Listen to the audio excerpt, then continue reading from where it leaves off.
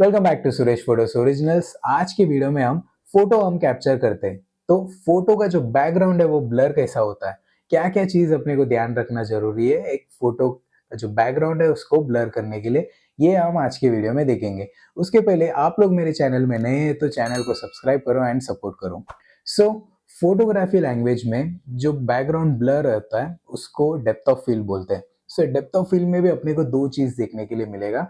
अभी suppose first scenario, आपका जो सब्जेक्ट है, सब्जेक्ट आपका फोकस में है एंड उसका जो बैकग्राउंड है वो ब्लर है, उसको बोलते हैं shallow depth of field.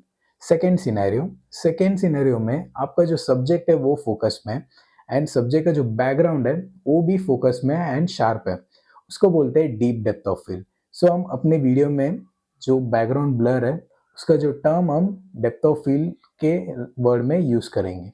Depth of field control करने के लिए चार इंपॉर्टेंट पॉइंट्स आपको ध्यान रखना जरूरी है। सबसे पहले है एपर्चर। एपर्चर का मतलब है लेंस का ओपनिंग। अभी एक एक्सपेरिमेंट करते हैं, वो एक्सपेरिमेंट से आप लोगों में समझाता हूँ एपर्चर कैसे काम करता है। अब क्या करो, आपका जो राइट हैंड है, राइट हैंड को इस तरह से कर लो एंड जो ओपनिंग है उसको एकदम छोटा सा रखो एंड आपका जो लेफ्ट हैंड ले लो, लेफ्ट हैंड में आपका इंडेक्स फिंगर को ले लो।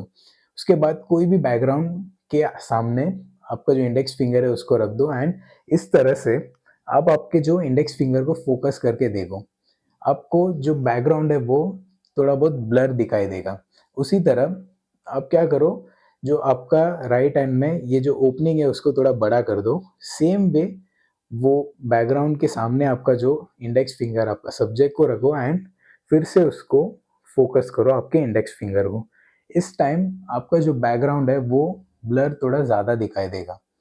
तो इसी तरह आपका जो कैमरा का जो लेंस है सेम अपना ह्यूमन आई जैसा ही काम करता है। तो यही मैकेनिज्म कैमरा में भी यूज किया गया है। सो लेंस का जो एपर्चर जितना छोटा होगा उतना आपका जो बैकग्राउंड है वो कम डेप्थ ऑफ फील्ड यानी डीप डेप्थ ऑफ फील्ड देखने के लिए मिलेगा। जितना आपका कैमरा का जो ओपनिंग बड़ा होगा उतना आपको शैलो डेप्थ ऑफ फील्ड देखने के लिए मिलेगा। सो ये चार्ट आप लोगों को मैं दिखाता हूँ एपर्चर का। ये देखने के बाद आपको थोड़ा बहुत आइडिया आएगा। तो एपर्चर जो डिनोट करते हैं वो एफ स्टॉप से होता है। सो जितना बड़ा नंबर होता है उतना छोटा आपका एफ स्टॉप, मतलब उतना छोटा आपका ओपनिंग होगा एंड जितना छोटा नंबर होगा उतना आपका जो कैमरा का ओपनिंग है वो बड़ा होगा। सो ये है अपना एपर्चर जो अपना जो डेप्थ ऑफ फील्ड कंट्रोल करने के लिए यूज होता है। ये था अपना पॉइंट नंबर 1। पॉइंट नंबर 2 है distance between subject and your background. So ये चीज भी डेप्थ ऑफ फील्ड को इम्पैक्ट करता है। वो कैसे करता है, एकदम सिंपल एग्जांपल देके आप लोगों को मैं समझाता हूँ। सो एग्जांपल नंबर 1, इसमें क्या है, आपका जो सब्जेक्ट है एंड बैकग्राउंड है वो दोनों के बीच में का जो डिस्टेंस है वो कम है। तो आपको जो रिजल्ट मिलेगा वो है डीप डेप्थ ऑफ फील्ड, यानी आपका जो बैकग्राउंड है वो कम ब्लर होगा।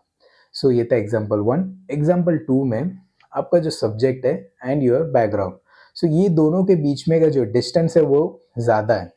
तो आपको जो रिजल्ट मिलेगा वो है शैलो डेप्थ ऑफ फील्ड। एकदम सिंपल वे में आप लोग को समझा दिया। सो फर्स्ट पॉइंट में एपर्चर में मैं बताया था, जो एपर्चर आपका जो एफ पॉइंट जितना छोटा होगा उतना आपका लेंस का ओपनिंग बड़ा होगा। जितना बड़ा ओपनिंग होगा उतना आपको शैलो डेप्थ ऑफ फील्ड देखने के लिए मिलेगा। सपोज आपके पास ऐसा लेंस है, किट लेंस है। किट लेंस में नॉर्मली एफ स्टॉप है वो F4 से F5.6 होता है।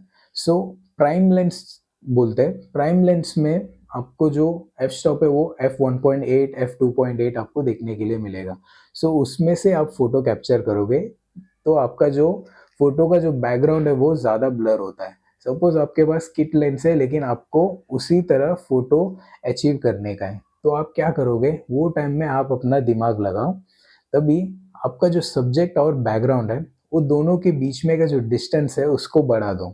सब्जेक्ट को दूर करा दो आपके बैकग्राउंड से एंड आपके किट लेंस से आप फोटो कैप्चर करो। सेम रिजल्ट आप लोग आपके किट लेंस से भी अचीव कर सकते हो। सो ये था अपना पॉइंट नंबर 2। पॉइंट नंबर 3 है लेंस फोकल लेंथ। इसमें हम ज़्यादा टेक्निकली नहीं जाएंगे, एकदम सिंपल आप लोगों को मैं बताता हूँ।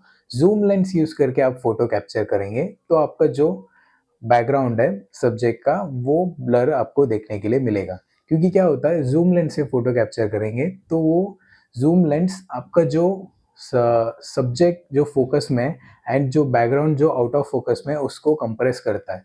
जितना ज़्यादा आप ज़ूम करके फ़ोटो कैप्चर करोगे उतना ज़्यादा आपको ब्लर देखने के लिए मिलेगा। ये था अपना पॉइंट नंबर 3 एकदम सिंपल। पॉइंट नंबर 4 है सेंसर साइज़। सो सेंसर साइज़ भी डिपेंड करता है आपके जो फ़ोटो का जो बैकग्राउंड है वो कितना ब्लर होगा। सो जितना बड़ा सेंसर साइज़ आपका होगा उतना ही आपको बैकग्राउंड ब्लर ज़्यादा देखने के लिए मिलेगा। सो कैमराज़ में अपने को अलग-अलग सेंसर साइज़ देखने के लिए मिलता है। Medium format, full frame, APS C H, APS C sensor and उससे भी छोटे सेंसर वाले कैमराज़ भी देखने के लिए मिलता है। सो जितना बड़ा सेंसर होगा उतना बैकग्राउंड ब्लर ज़्यादा होगा, जितना कम जो सेंसर साइज़ होगा तो आपको बैकग्राउंड ब्लर भी कम देखने के लिए मिलेगा। अभी आप लोग स्मार्टफ़ोन बहुत सारे अभी देखने के लिए मिल रहा है, जिसमें अपने को 50 मेगापिक्सल, 100 मेगापिक्सल, 200 मेगापिक्सल वाले स्मार्टफ़ोन्स भी आ रहे हैं। सो उसका स्पेसिफिकेशन आप लोग ने देखा होगा, उसमें आपको एफ नंबर भी लिखा हुआ होता है।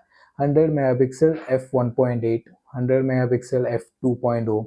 सो अब आपको जो एपर्चर देखने के लिए मिल रहा है वो एकदम छोटा नंबर है, दैट इज़ आपका जो ओपनिंग है वो ज़्यादा होगा एंड आपका बैकग्राउंड ब्लर आपको ज़्यादा देखने के लिए मिलेगा। लेकिन स्मार्टफ़ोन में आप नॉर्मल कैमरा ओपन करके फ़ोटो मोड में फ़ोटो निकालो, आपका जो बैकग्राउंड है वो ब्लर नहीं होगा, क्योंकि कैमरा में जो सेंसर यूज़ किया गया है वो एकदम छोटा सेंसर है। जिसका सेंसर साइज़ जो है स्मार्टफ़ोन में यूज़ करते हैं, वो 1/1.7 या फिर उससे भी छोटा नंबर वाला सेंसर यूज़ किया जाता है। इसकी वजह से आपको जो बैकग्राउंड ब्लर है वो देखने के लिए नहीं मिलता है नॉर्मल मोड में।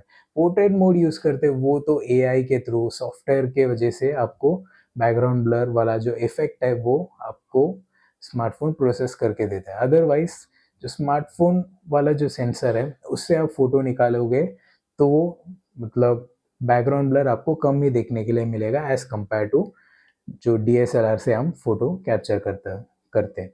सो ये अपना छोटा-सा वीडियो बैकग्राउंड ब्लर किस तरह से होता है एंड क्या-क्या चीज़ अपने को ध्यान देना ज़रूरी है, ये हम ये वीडियो में एकदम सिंपल वे में समझे। सो ये था एक छोटा-सा इनिशिएटिव आप लोगों को समझाने के लिए कि किस तरह से बैकग्राउंड ब्लर होता है कैमरा से। सो आई होप आप लोग को ये वीडियो समझ में आया होगा एंड अच्छा लगा होगा। वीडियो अच्छा लगा तो लाइक करो, जितना हो सके उतना शेयर करो, कमेंट करो अपने opinions and suggestions and channel को सब्सक्राइब करना मत भूलना एंड मुझे इंस्टाग्राम में भी फॉलो करना मत भूलना। मिलते हैं अगले वीडियो में, धन्यवाद।